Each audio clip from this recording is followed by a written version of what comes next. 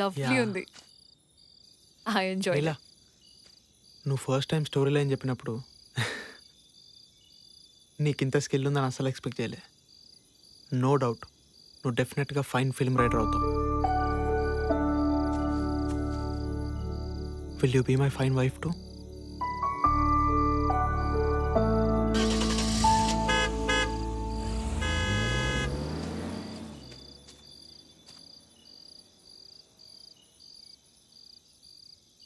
Neela,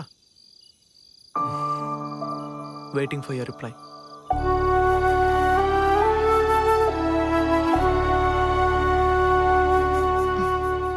yes. I'm very happy.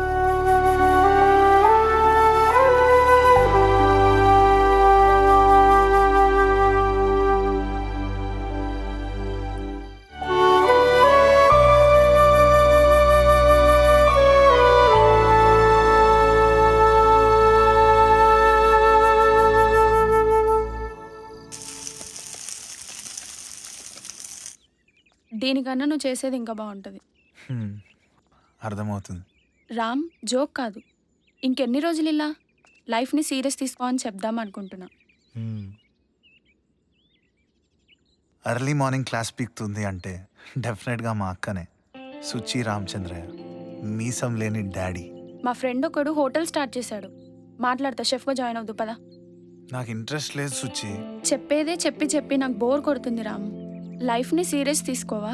ఒక ప్రొఫెషన్ని dream అన్నావు. మా ఫ్రెండ్ అయితే ప్రొఫెషన్ కోసం వాళ్ళ డైరెక్టర్ని ఎంగేజ్ చేసుకుంది. నేను ఇప్పుడు ఎంగేజ్ చేసుకోమనట్లే, సీరియస్ తీసుకో అని చెప్దాం అనుకుంటున్నా. నా టిఫిన్ అయింది, నేను వెళ్ళి కార్లో కూర్చుంటా.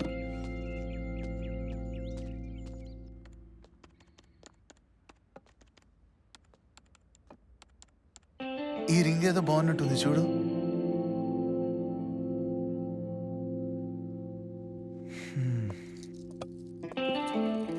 కాన్సన్ట్రేషన్లో ప్రాబ్లం అవుతుంది.